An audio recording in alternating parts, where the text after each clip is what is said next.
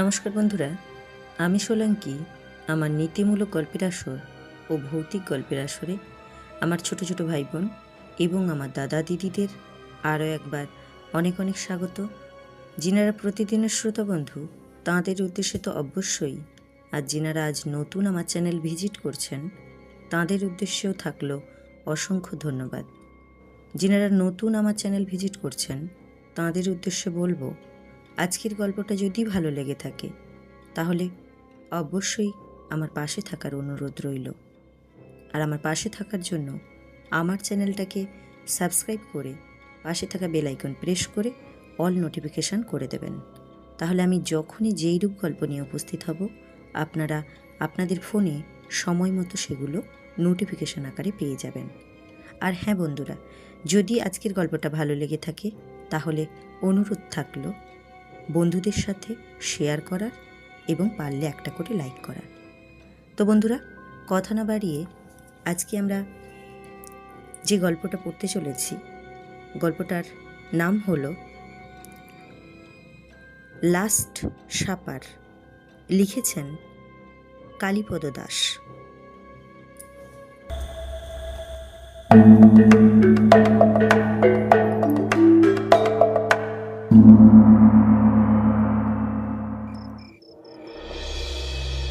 মা বোধ হয় আজও এলো না। মুনির গলায় হতাশার সুর স্পষ্ট। গতকালও ওর মধ্যে উৎসাহ উদ্দীপনা ছিল, আজ কিন্তু আর নেই। মুখটাও ওর কেমন যেন শুকিয়ে গেছে।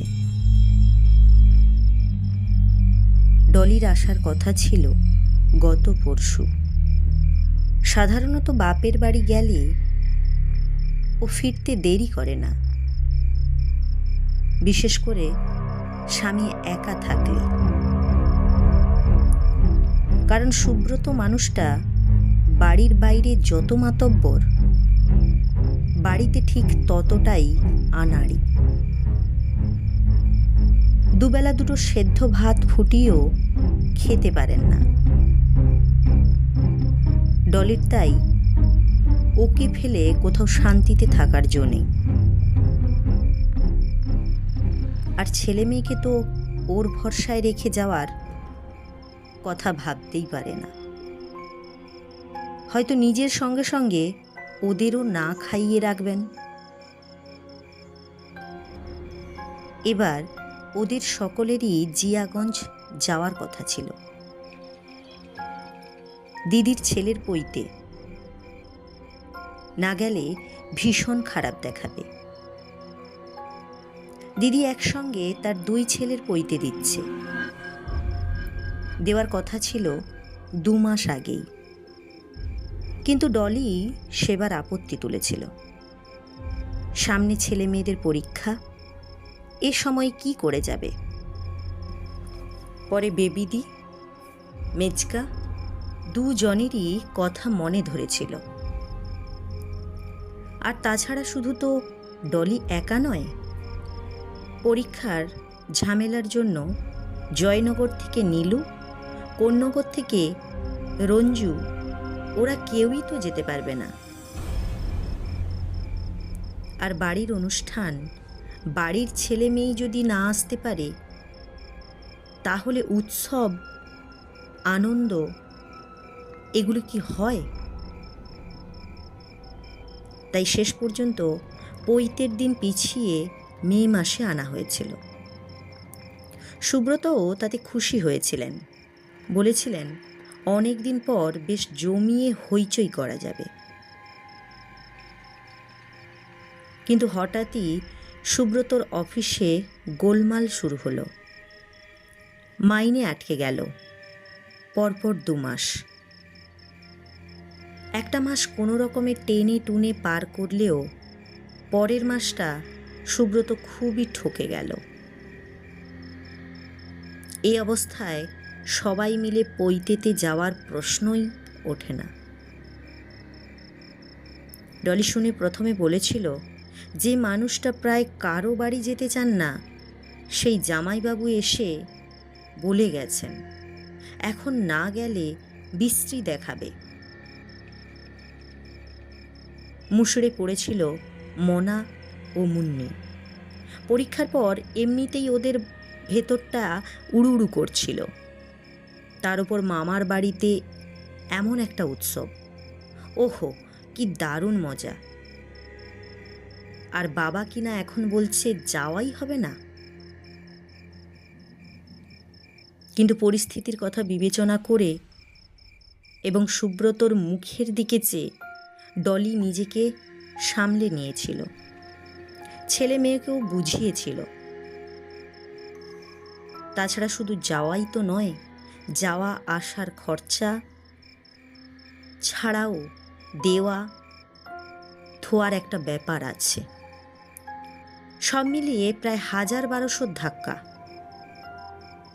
ডলি মন ঠিক করে নিয়েছিল। ভেবেছিল পরে না হয় দিদি জামাইবাবু আর মেজকাকে যাই হোক একটা কিছু লিখে দিলেই হবে। শেষে গোল বাঁধালো ডলির জয়নগরের দাদা নীলু। পৈতের দিন ৩ আগে হঠাৎ ও এসে হাজির ওদের বাড়িতে। জানতে এসেছিল কবে কোন ট্রেনে ওরা যাচ্ছে। শিয়ালদা থেকে তাহলে একসঙ্গে হই হই করতে করতে যাওয়া যাবে। ডলি মেজদাকে সব বলল। শুনে নীলু বলল, সবই বুঝছি, কিন্তু একেবারেই কেউ না গেলে ভীষণ খারাপ দেখাবে, তাই তুই অন্তত চল। ডলি তাকিয়েছিল সুব্রতর মুখের দিকে।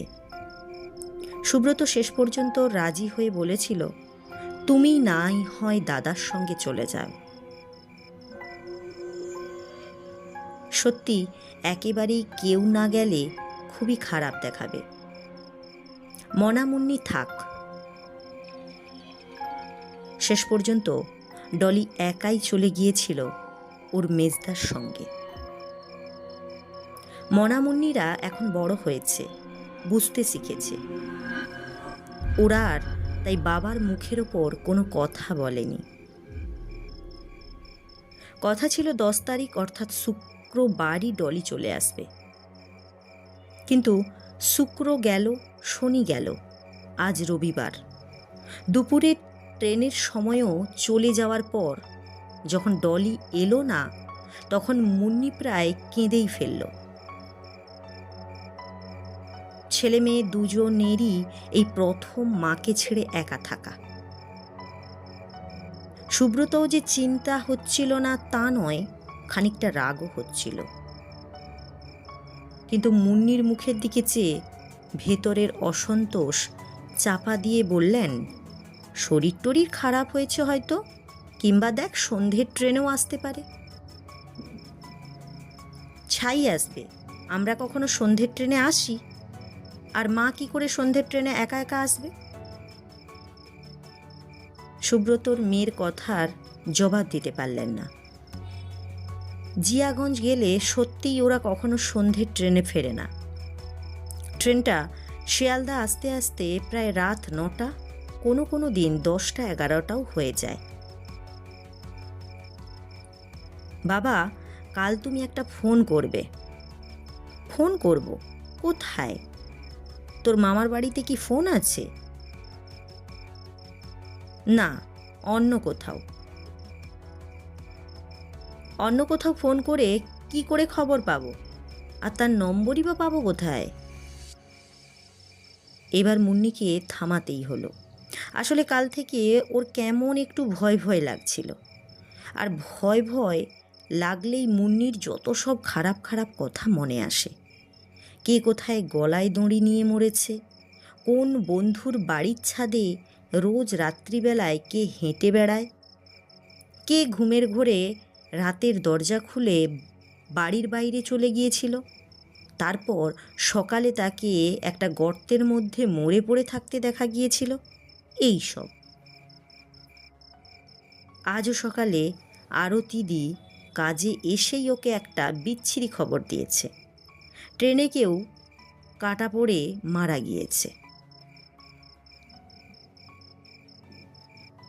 বাবা, আজ আমি তোমার কাছে শোব। বাবার পায়ে হাত বুলোতে বুলোতে মুন্নি বলল। দাদা রাগাবে তাই ভয়ের কথাটা ও বেমালুম চেপে গেল। বলল, দাদা রোজ ঘুমের ঘোরে আমার পিঠের উপর পা তুলে দেয়। এই মিথ্যুক, কবে আমি তোর পিঠে পা তুলেছি? বরং তুই রোজ আমার মুখের উপর হাত চাপিয়ে দিস। হ্যাঁ দিস তো, ঘুমিয়ে ঘুমিয়ে তুই যেন সব দেখতে পাস না। আর তুমি বোধহয় রাতে জেগে বসে থাকো আমার পা দেখার জন্য। আচ্ছা আচ্ছা, ঝগড়া করতে হবে না মুন্নি, তুমি আমার কাছেই শোবে। কিন্তু তার আগে বলো তো, রাতে খাবার কি ব্যবস্থা হবে? রোস্তক, মোনা বলল। না, ভোস্তক, মুন্নি বলল। রোস্তক মানে রুটি, আর ভোস্তক হচ্ছে ভাত। কথাটা ওরা গতকাল পুজোর সময় মামার বাড়ি থেকে শিখে এসেছে। কথাটা বেবিদির ছোট ছেলে সোনার আবিষ্কার। রোস্তক না ভোস্তক, আমি একটা দারুণ খাবারের কথা ভাবছি। কি কি? মনামুন্নি দুজনেই খুব কৌতূহলী হয়ে জিজ্ঞেস করল। ঘরে চাল আছে, ডালও আছে। ডালে আর চালে মিশিয়ে তার মধ্যে তাজা কিছু সবজি ফেলে দিয়ে দারুণ একটা রান্না করব আজ। এই মনা, ঘরে কি ঘি আছে? জানি না। মনা রুটি পছন্দ করে, কিন্তু বাবা আর মুন্নি তার ধারে কাছে দিয়ে যাচ্ছে না বলে গম্ভীর হয়ে গেছে। প্রস্তাবটা ওর মোটেই পছন্দ হয়নি। আছে বাবা, মুন্নি বলল। বাহ, ফাইন, প্রেসারে বসিয়ে দেব 10 মিনিট। বিদেশে এই খাবারের খুব চল। আমরা তো মহামূর্খ, তাই সবজিকে কেটে কুটে ভেজে ওগুলোর ভিটামিনগুলোকে নষ্ট করি। বিদেশে এটাকে বলে স্রেফ খিচুড়ি। মুন্নি বাবার কাছ থেকে উঠে যেতে যেতে বলল, সুব্রত কায়দা করে অনেকটা মেরে এনেছিল, কিন্তু শেষ রক্ষা করতে পারলেন না। চালাকিটা ধরা পড়ে গেল। আমতা আমতা করে বললেন, না ঠিক খিচুড়ি নয়, তবে অনেকটা খিচুড়ির মতো। এবার মনা বলল। মুন্নি তার সঙ্গে যোগ করল, ইংলিশ খিচুড়ি। থামতো, আর পাকামো করতে হবে না বলে হাত বাড়িয়ে সুব্রত মুন্নির গালটা টিপে দিতে যাচ্ছিলেন, এমন সময় কলিং বেলটা বেজে উঠল। মনা, দেখ তো কে। মনা দরজা খুলেই চিৎকার করে উঠল, বাবা, মা এসেছে। মা এসেছে শুনেই মুন্নি ছুটল। ডলি ঘরে ঢুকে সুব্রতকে কি বলতে যাচ্ছিল, সুব্রত তার আগেই বললেন, তুমি কি সন্ধ্যের ট্রেনে এলে? কি করব, ট্রেন লেট, কম ঝামেলা করে এলাম। উফ, সে তো না হয় আজ, কাল পরশু কি হয়েছিল? কাজের বাড়ি আসবো বললেই তো আসা যায় না। বাচ্চু বাপিরা একদিন খেতে বলেছিল, ওদের ঘরে একদিন থাকতে হলো। কি করব, ভাই তো। আমি অমন মুখের উপর না বলতে পারি? কাকাও তো ছাড়তে চাইছিল না, বলছিল মনামুন্নির পরীক্ষা হয়ে গেছে, রেজাল্টও বেরিয়ে গেছে, এখন তোর অত ফেরার তাড়া কেন? কদিন থাক, আমিই তোকে দিয়ে আসব। কিন্তু এই এদের জন্য কি আমার কোথাও থাকার জো আছে?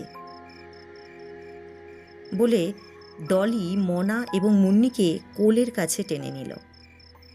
মুন্নির মাথায় হাত বুলোতে বুলোতে বলল, ইস মুন্নি, তোর মুখটা শুকনো লাগছে। খাসনি নাকি কিছু? না, তোমার ছেলেমেয়েরা না খেয়েই আছে।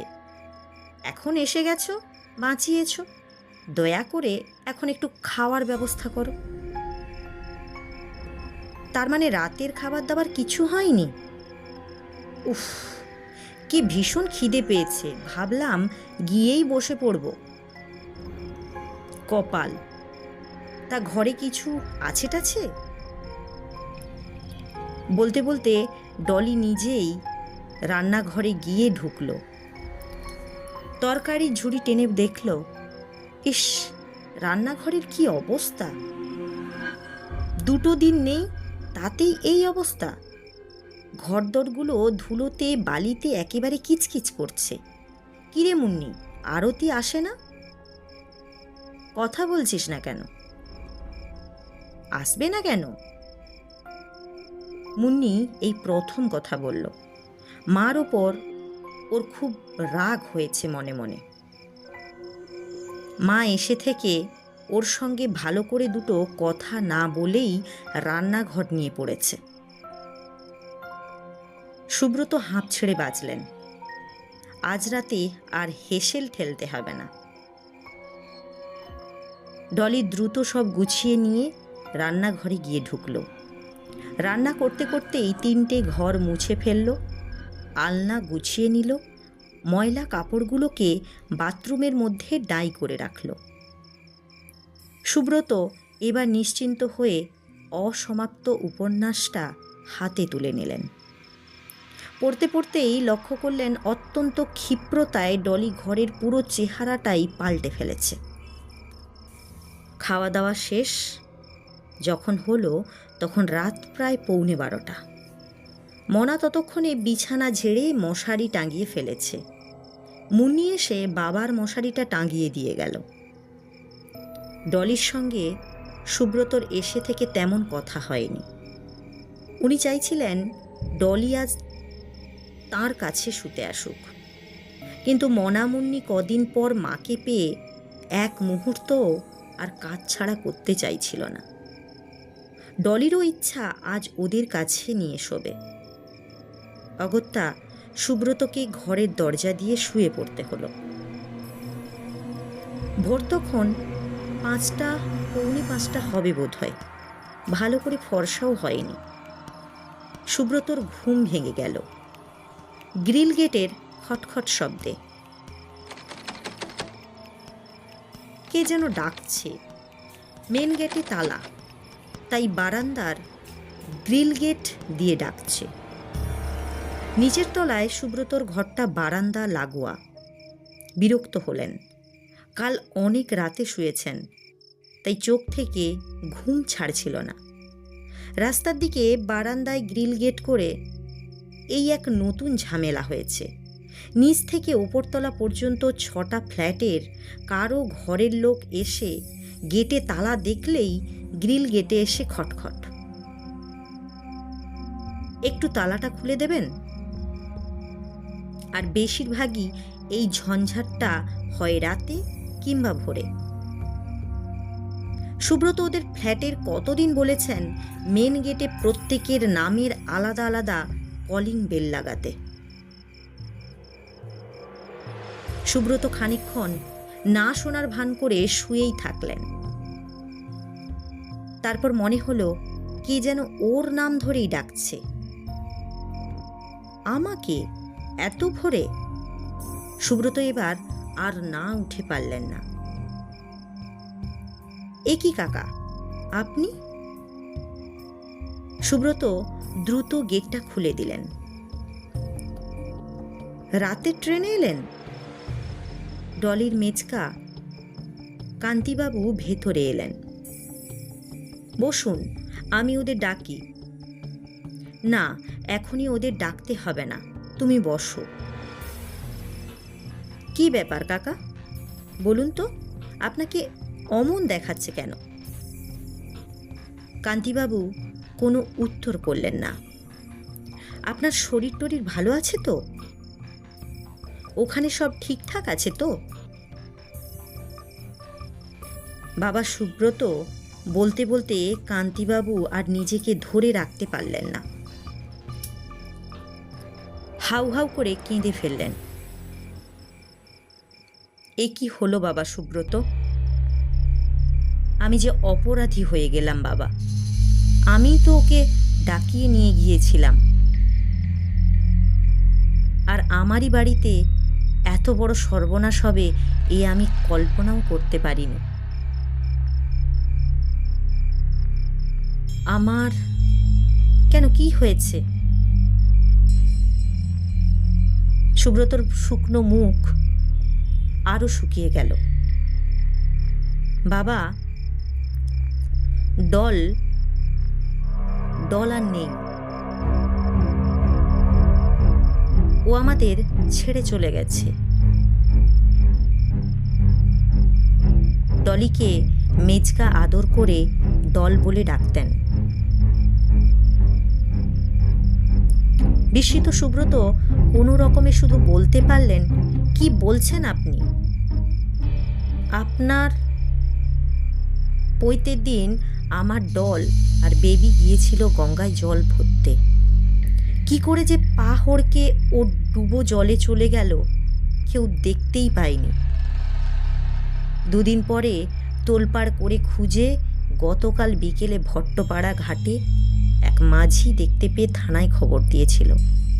রাতে পোস্টমর্টম থেকে এনে তোমার কাছে ছুটে আসছি। একটিবার যে যেতে হবে বাবা ওদের নিয়ে। মনাকেই তো মুখাগ্নি করতে হবে। আপনার কথা আমি কিছুই বুঝতে পারছি না কাকা। ডলি তো কাল রাতে এখানে চলে এসেছে, ও ঘরে শুয়ে আছে। কি বলছো তুমি? হ্যাঁ ঠিকই বলছি, আসুন, ওই তো। বলে সুব্রত উঠে কাকাকে পাশের ঘরে নিয়ে গেলেন। কিন্তু এ কি, ডলি বিছানায় নেই। মনা এবং মুন্নির মাঝখানের জায়গাটা খালি। মুন্নির হাতটা কাউকে জড়িয়ে ধরার মতো করে সেখানে পড়ে আছে। আশ্চর্য, সুব্রতর মনে হলো তার বোধ বুদ্ধি সব যেন নিমেষের মধ্যে লোপ পেয়ে গেছে। তিনি ধপ করে বিছানার ওপর বসে পড়লেন। কোনটা সত্যি কোনটা মিথ্যে সুব্রতর সব যেন তখন গোল পাকিয়ে যাচ্ছে। কি হলো সুব্রত? সুব্রত এক এক করে গতকালের সব ঘটনা খুলে বললেন। সব শুনে কাকা বললেন, আশ্চর্য, এও কি সম্ভব? আমি যে নিজের কানকেও বিশ্বাস করতে পারছি না। তবে কি?